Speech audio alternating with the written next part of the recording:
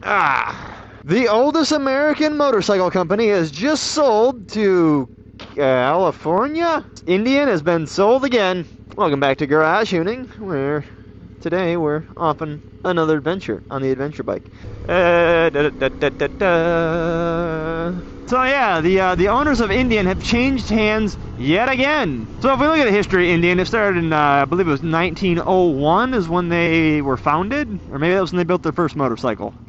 1901 is really sticking with me, so we're gonna go with that. 2011 is when Polaris acquired Indian, and they kind of had to give the brand a revamp because, frankly, Indian sales were down, and they didn't have a whole lot going for them. So Polaris came in, they put quite a big chunk of money into Indian and kind of betting on them and to do good and do better. And really, I do believe, I don't know the specifics. I know they put a lot of money into it, but they did turn Indian into a pretty profitable company.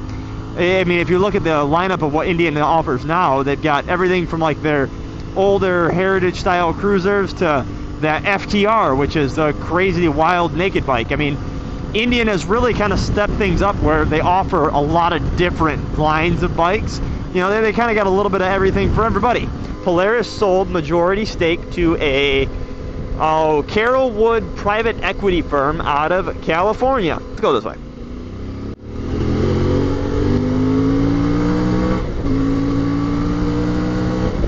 They're hoping to close the deal in the first quarter of 2026. So that would be, I don't know, sometime like January, February of next year. So there is still time for things to change. Don't think they would come out publicly and announce this if there was a chance of things falling through. It's probably pretty well set in stone. It's probably going to happen. They're probably going to change hands.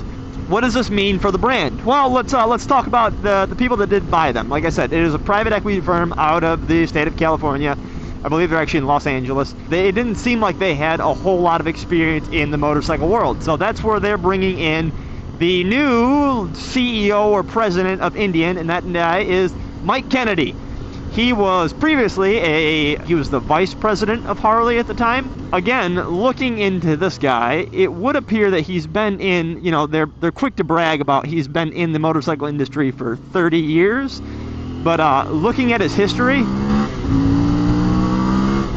it doesn't really appear that he's had a giant role play of everything. He's been kind of in a higher position at several of these places. For instance, I believe he was at Vance & Hines as well, very high up, probably vice president of that too.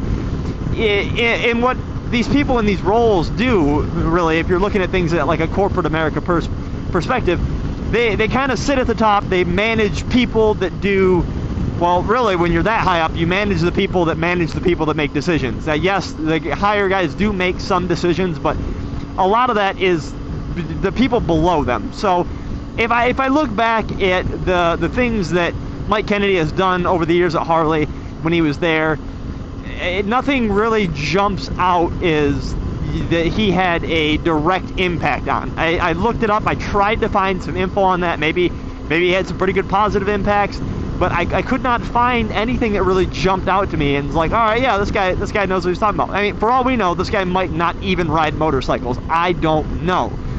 It's not info that I was able to find on this. Look at all the sheep. Oh my goodness, I love it. Distracted. That's the sheep. They're so fluffy. Where were we before the sheep happened? What does this mean for Indian being bought by a private equity firm? There's a very large stigma around these kind of things happening, and that's typically that they essentially just want to make them as profitable as possible and hopefully sell them to make a return on their investment of buying the business. It could go one of two ways. Either this company could come in and they could cut costs and try to make the business as profitable as possible, or they could invest a large amount of money and expand the product line, or, you know, make the bikes valuable, or just make the brand more valuable that way. There's kind of like two ways of doing it. Either you're gonna spend less money on the business and make the business worth more by cutting operations costs down, or you're going to increase the budget and increase the amount of product that the business can produce to make it more profitable that way. Really, that's kind of the ways to make a business profitable, right? This is loose. It can be a little nerve-wracking. I'm sure the people at Indian are quite nervous about all this and what it's going to mean. I can speak from a personal perspective. Can't give out any direct names. I don't want to get myself in trouble, but for the last 8 years, I had been working for a family-owned small business, and we were a very profitable, very well-known company in the area. Now, what happened is the owners get older, the owners want to retire, and they sell. They sold out to a larger corporation, and I'm feeling the same way that the people at Indian are feeling. The large corp came in and they wanted to cut some costs, they wanted to cut some corners, they want to make the business more profitable. Oh my word, that is a tall pole barn. You see that thing? It ain't gonna come across on camera. That door is probably 20 feet tall. Holy moly.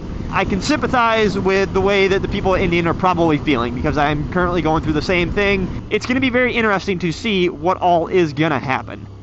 My prediction is that they're probably going to come in and figure a way to make the business more profitable and sell it in the next 5 years and get a return on their investment. For Indian, that is what my assumption is. As for me, I don't know what their plan is with us, but hopefully it's not malicious. It's kind of like if General Motors was to go in and buy Ferrari. They know how to operate the old assembly line and put vehicles out and make decent vehicles, but they don't know anything about hand-built Italian supercars. It's kind of the old rigmarole situation that I am in currently. I work at a Ferrari plant, in a metaphor, and I was bought by General Motors, and they don't know what to do with us.